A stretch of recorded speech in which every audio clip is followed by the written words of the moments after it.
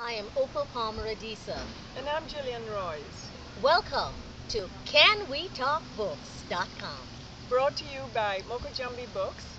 Our show will premiere on Thursday, May 16th at 7 p.m. Eastern Time. And we'll have a new show for you every 2 weeks, at least twice a month. So that's our aim.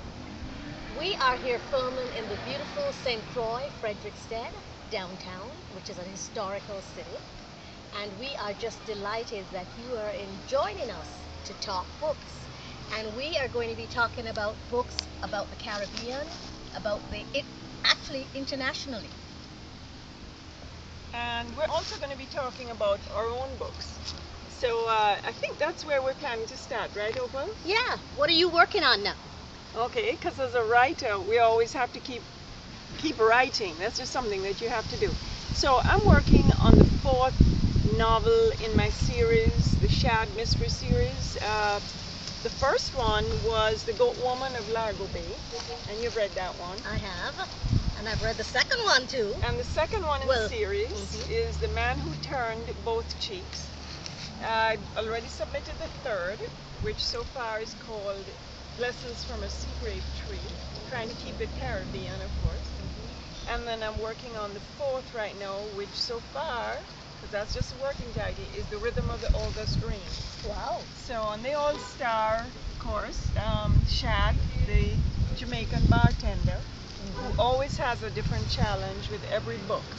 And I like social commentary, so the genre is cozy mystery with social commentary. So let me hear from you. What are you working on? I'm working on two things now. I'm working on a poetry collection which is called Four-Headed Woman.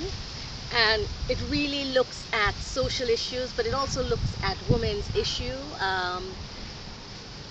All of the various aspects of women issues and the whole notion. It's a takeoff from Medusa and the way in which I think she has been maligned from my own research, and reaffirming or reconnecting with the Medusa that many people don't know. And then I'm also working on a collection of short stories, only one more to finish it. It's called Love's Promise. And it's a collection of stories that are set primarily in Jamaica, but also some of them are also set in the USA, and explore the whole notion of love and what are the various promises that we make when we're in a relationship, when we're in a loving relationship. And I don't want to suggest that it's all romantic love, it's also family love, it's also friendship love, and those promises that we make in those situations. So tell us a little bit about this book that I have here in front of me. Painting Away Regret. So that's my latest novel, and it took me... I think this one is Caribbean erotic. Oh, that's Caribbean erotic. Yes, yeah. yes. Well, this is an anthology that came out. This is an anthology that came out a couple of years ago, 2 years ago, and I worked on it with Donna Ware solely. And we wanted to have erotic is a very topical issue now. Many people are interested in it, and there really wasn't a book that celebrated Caribbean erotic. So this is a collection of poems, stories, and essays by Caribbean writer, both in the English-speaking, French-speaking, and we also have in the Spanish-speaking. And it really just explores erotic from very subtle innuendos to more explicit, if you might, things, and looking at it as erotic and spirituality and the way in which that informs who we are as Caribbean people. Yeah, I remember one or two passages from this, so that was very interesting. Then my novel, Painting Away Regrets, which came out last year, is, in my estimation, somewhat of an epic. And it is set primarily in California, but it's also set in Jamaica, and then it ends where the protagonist goes off to Uganda because she has this fabulous Uganda lover. And it really explores the relationship of this couple who met in college, fell in love, got married, had a not so much of a successful marriage, and then divorce, and all of the things that divorce brings up. And then it ends with her reconciling and forgiveness, and then being reunited with actually someone from her past, this guy who went to law school with her, who happened to be Uganda, and they meet up, and she goes off to see it. Okay. I would like to talk a little bit about the kinds of books that we're going to be discussing. We're going to be interviewing people because Opal and I move around. We go to book festivals and conferences, and we meet some fabulous writers and then some new writers too who have some interesting ideas. So we're going to be featuring these authors on the program. We're going to be interviewing them. Sometimes they're going to be doing readings. Sometimes we could do readings from their books.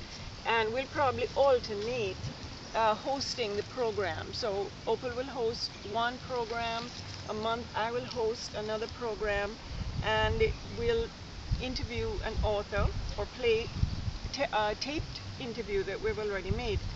So we want to really introduce and invite people to submit their work to us. If you're interested in being on our show, let's Can we talk books? Can we talk books? If you're interested in being on our show, Can We Talk Books, then we encourage you to email us, because then we would need your publisher to send us a copy of the book so we could read it, so that when we interview you, we have, we can interview you intelligently with some understanding and insight into the book. And if you would just send us a little blurb or a synopsis of it, that will then help us. And although we want to feature all writers, of course we're interested in promoting Caribbean writers and writers, from the international landscape. Yeah, so before we end, I just wanted to ask Opal, I'm going to do the same thing. What one book from this pile of books that we've brought, because we're always reading, which one book would you say has most influenced you or impacted you? And I'll do the same. Well, I have to say, and I don't see it, it's probably Aimé Césaire from Martinique, who died a couple years ago, is one of my favorite poets and writers. And I was introduced to literature. He was a surrealist writer because he studied in France, and he obviously started the Negritude movement with Léopold Ségnard and Henri Dumas.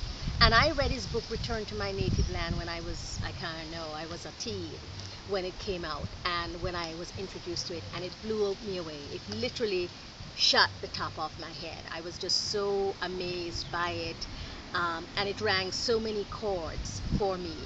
And then through that I discovered his poetry. So Aimé Césaire is certainly one of my favorite writers in the world, along with Pablo Neruda, the poet from Chile. And both of those writers have deeply influenced both my poetry and my prose. And who is that for you? I would say that Isabel Allende has been the novelist who has most influenced me. And even though I've gone for the popular genre of mystery, I still try to incorporate some literary part. If you see us scratching, guys, it's about the ants, right? Who are really after this food and snacks and wine we have here. So it's just a thing. You're going to picnic, you're going to have ants. So anyway, I thought I would show a more practical book that really got me into writing fiction just 5 years ago. It's a book that literally fell out of the bookshelf as I was walking past, having wanted to write novels for years. And you can write a novel, and that's really how I got started. So you too, as a novice writer or somebody who has intentions of writing or who has a manuscript, you can absolutely write a novel. I have lots of favorites I'd love to show you, but we're going to get to that when we start the show, premiering on Thursday, May 16th at 7 p.m. And thanks for joining us. So remember, sign in to Can We Talk Books by Opal and Jillian. See you then. Bye-bye.